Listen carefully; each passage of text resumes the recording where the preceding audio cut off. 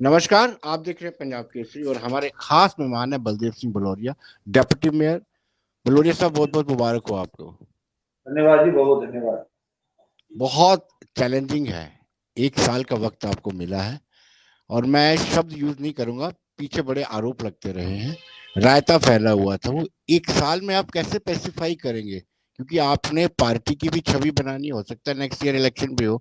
बड़ा कठिन है आपके लिए। विनोद जी, बहुत बहुत धन्यवाद। पार्टी ने जिम्मेवारी दी है, विश्वास हमारे पे किया है। मैं पूरा प्रयास करूंगा कि जम्मू शहर के लोगों की आशाएं और अपेक्षाओं पे पूरा उतरने का। पार्टी ने जो हमें विश्वास किया है, ये कार्यकर्ता थोड़े समय में अच्छा रिजल्ट दे सकते हैं, उसका भी पूरा प्रयास करेंगे। मुझे लगता है कि आपको लगेगा कि हम काम कर रहे हैं ग्राउंड पे और आपको दिखेगा।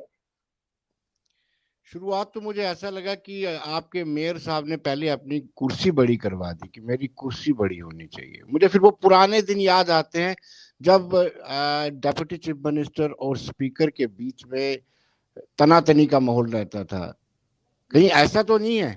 हुनर होगा तो दुनिया खुद कदर करेगी। एड़ियां उठाने से किरदार ऊंचे नहीं होते, बड़ी कुर्सी से किरदार ऊंचे नहीं हो जाएंगे। अच्छा मुझे नहीं लगता है है बड़ी काम करने जी। बड़ी कुर्सी छोटी कुर्सी, इस पे तो मैं विश्वास नहीं रखता और ना मैं इस बात में आता हूँ। मुझे जी। हम काम करने वाले व्यक्ति हैं, संघर्ष करने वाले व्यक्ति हैं।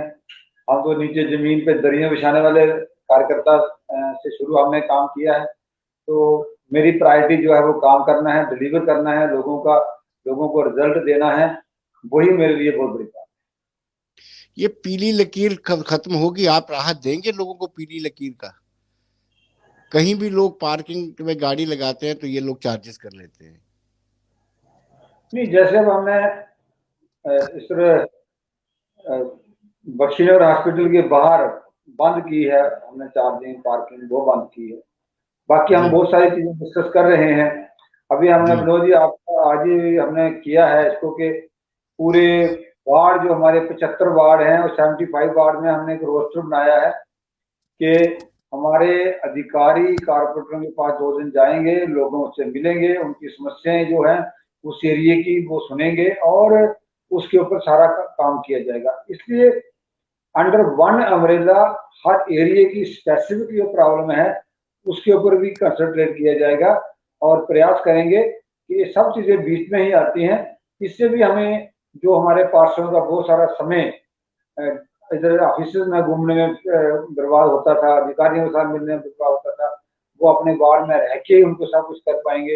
एक अकाउंटेबिलिटी तय कर रहे हैं, इसमें बड़ी सारी चीजें वो भी निकलेंगी। इसमें ये भी आता है, लगता है कहीं कारपोरेटर के अपने वार्ड में कोई दिक्कत है, पार्किंग की प्रॉब्लम आ रही है या ऐसा नहीं वैसा होना चाहिए, उसको हम पूरे तरीके से ठीक करेंगे।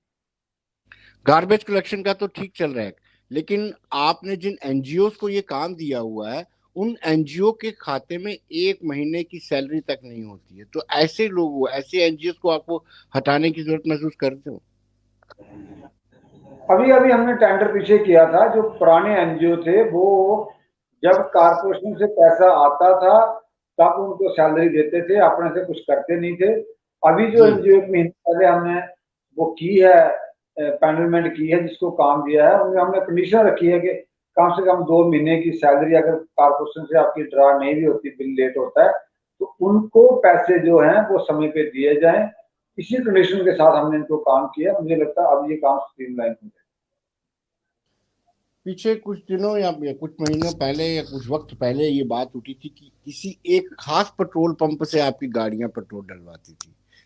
क्या उसकी जांच चल रही है या जांच करवाएंगे आप?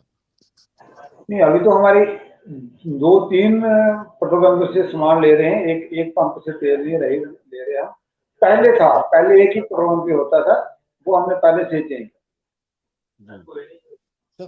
सफाई एक सबसे बड़ा इशू रहता है और इस पे कोई दो राय नहीं बलोरिया साहब। अब सफाई में काफी सुधार हुआ, लेकिन और भी सुधार की जरूरत है। जहां तक आप सफाई की बात कर रहे हो विनोद जी, हमने बड़ा प्रयास किया है। मैं 2 साल हेल्थ सैनिटेशन का चेयरमैन भी रहा हूँ, उसमें भी हमने प्रयास किया है घर घर ऑटो पहुंचाने का। लेकिन आज भी मैं खुद भी सेटिस्फाई नहीं हूँ कि आज भी ऐसी व्यवस्था हमारी म्यूनसिपल कॉर्पोरेशन के पास नहीं है कि जम्मू शहर के हर हाउस होल्ड के बाद सुबह कचरे वाला आए और बोले हमें कचरा दे दो। इसका पूरा प्रयास करेंगे। और शहर के अंदर आपको जो छोटे मोटे डंप दिखते हैं, डस्टबिन दिखते हैं, इस जम्मू शहर को पूरा डस्टबिन फ्री बनाना है, उसका प्रयास करेंगे। दूसरा, मैं आपके पंजाब केसरी के माध्यम से जम्मू शहर के लोगों से अपील करना चाहता हूं कि आप लोग भी सहयोग करिए। जब तक आपका सहयोग नहीं होगा तब तक हम इस काम में सफल नहीं हो सकते। मैं देखता हूं कि आज भी जहां कुछ एरिया में ऑटो घर घर जाता है, लेकिन जम्मू शहर के कुछ लोग उस कचरे को ऑटो वाले को नहीं देते, वो कहीं नाले में फेंकते हैं, कहीं नहर में फेंकते हैं, कहीं खाली प्लाट में फेंकते हैं। इस चीज के लिए मैं जम्मू शहर के लोगों का भी सहयोग मांगता हूं। हम जल्दी ही जम्मू शहर को डस्टबिन फ्री करने जा रहे हैं, इसके प्रयास कर रहे हैं, ताकि रोड के ऊपर कहीं भी कचरा और गंदगी ना दिखे। ऑटो कारपोरेशन का आए और आपके घर से बाहर से वो कचरा उठा के ले। अभी भी डस्टबिन है, बड़े बड़े डस्टबिन हैं, और उनके बाहर तक कचरा फिर भरा रहता है। लोग बिल्कुल। डस्टबिन में कम, डस्टबिन के आसपास फेंक देते हैं। ये कचरा फ्री, बिल्कुल, डस्टबिन फ्री कैसे होगा ये? जब मैं वही कह रहा हूँ, जब हम लोगों के घरों से कचरा खुद ही उठा लेंगे तब जी वो डस्टबिन, फिर डस्टबिन की जरूरत ही नहीं पड़ेगी। मैं जी। आपको बताऊं कि मेरा वार्ड, मेरा 56 नंबर वार्ड जहां मैं रहता हूँ, मेरा पहला जम्मू म्युनिसिपल कॉर्पोरेशन का ऐसा वार्ड है, वो डस्टबिन फ्री है। मेरा पहला ऐसा वार्ड है जम्मू म्युनिसिपल कॉर्पोरेशन का, वहां आपको कोई कचरे का ढेर नहीं दिखेगा।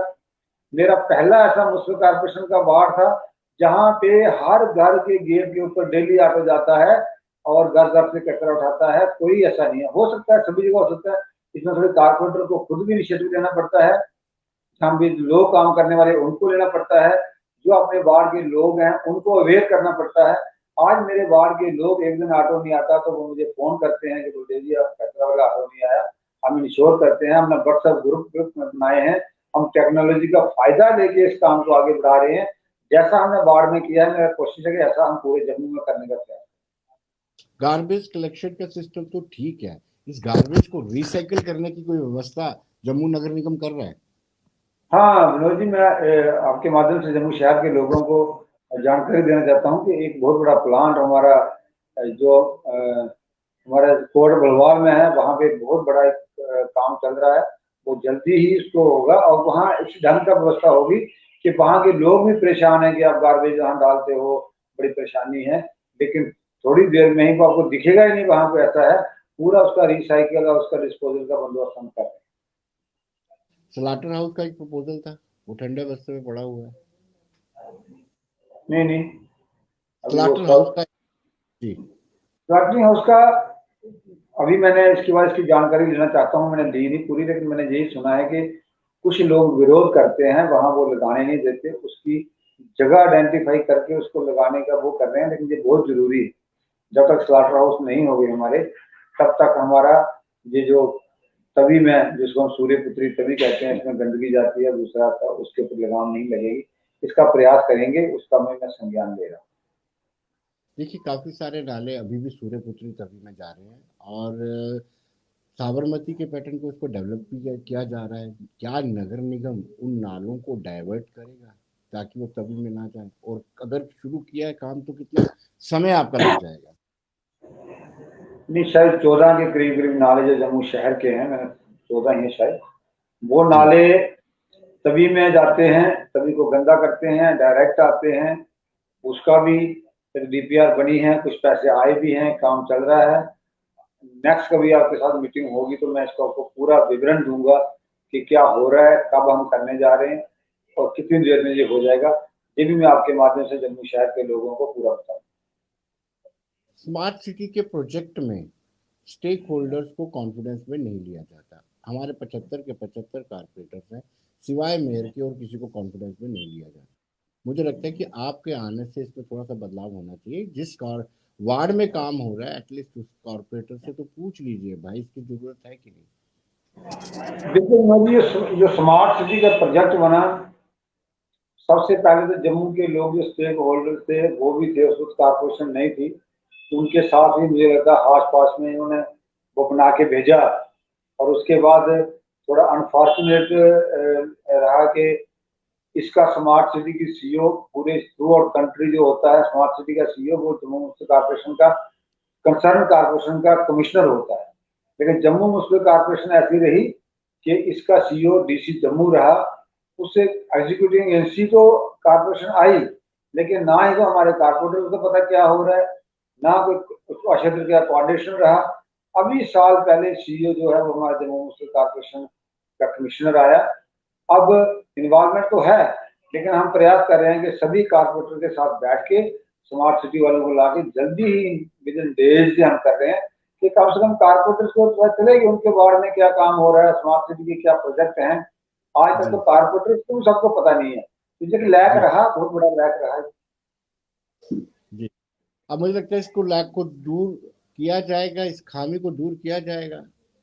बिल्कुल इस ढंग का प्रयास करेंगे कि जम्मू के हमारे जम्मू मुस्लिम कारपोरेशन में 75 के 75 कारपोरेटर्स हैं, उनको टिप्स से पता होगा कि हमारे स्मार्ट सिटी में क्या हो रहा है, और जम्मू शहर के लोगों को भी बताएंगे कि स्मार्ट सिटी के अंदर कौन से काम हो रहे हैं, कितना ड्यूरेशन है और कब खत्म होना है, इनको पैनलिंग कब तक की गई है, वो सारी चीजें बताएंगे। बुलवरिया साहब, अब नेक्स्ट ईयर कहा जा रहा है, हालांकि चुनाव होंगे नहीं होंगे, अगले साल अगर चुनाव होते हैं तो आप पर और भी ज्यादा रिस्पॉन्सिबिलिटी तायद हो जाती है। एक दबाव आप पर ये रहेगा कि आप रेवेन्यू जनरेट करें, रेवेन्यू जनरेट करने के लिए आपको प्रॉपर्टी टैक्स लगाना पड़ेगा। अगर प्रॉपर्टी टैक्स लगाते हैं तो लोग नाराज होंगे। इसको कैसे समन्वय और तालमेल बनाएंगे? बिना टैक्स लगाए आपका रेवेन्यू भी जनरेट हो और लोग भी ना नाराज हो और पार्टी की छवि भी बरकरार रहे। मेरे पास इसका प्लान है विनोद जी। जी। जम्मू शहर में 2 लाख के करीब करीब हाउस होल्ड है, कमर्शियल एस्टेब्लिशमेंट हैं, जो हमारे रेवेन्यू के नॉर्म्स तय हैं, जो फिक्स हैं, जो लोग देते हैं, हम अगर उन्हीं को ही लेते हैं तो तब भी हमारे पास रेवेन्यू जो है वो बहुत बड़ा इकट्ठा हो जाएगा। लेकिन जहां भी उसमें भी बड़े लैक्स हैं कि रेवेन्यू हमारी कलेक्शन होती ही नहीं है, हमें ज्यादा टैक्स लगाने की जरूरत नहीं है, जो है वो भी अगर सही ढंग से कलेक्शन हो तो जम्मू मुस्लिम कारपोरेशन का रेवेन्यू जो है वो बहुत काफी बढ़ जाता है। हम उसी पे जोर देंगे कि जो एज पर लॉ जो पीछे हम ले रहे हैं उसको 100% नहीं तो 90% करने की कोशिश करें, तो तभी रेवेन्यू बड़ा इंक्रीज होगा। इलेक्शन तो होनी ही है, कारपोरेशन की तो साल का पीरियड बचा है, बाकी भी होगा, लेकिन हम पार्टी का जो हमें विश्वास करके भेजा है पार्टी के लोगों ने, हम इसको पूरा दिन रात मेहनत करके इस चीज को करेंगे कि आने वाले समय में चेंज पार्टी ने की है इसका फायदा पार्टी को हो, जम्मू के लोगों को। बलदेव जी, आरोप लगते रहे कि शटर के इतने पैसे हैं, अल्ट्रेशन कराने हैं तो इतने पैसे कारपोरेटर को देने पड़ते हैं, कहीं रेत दिखती है, बलूरी साहब कहीं रेत दिखती है तो खिलाफ वर्जी ऑफिसर बाद में आता है, पहले कारपोरेटर पहुंच जाता है, भाई साहब क्या बना रहे हो, हमारा हिस्सा कहाँ है।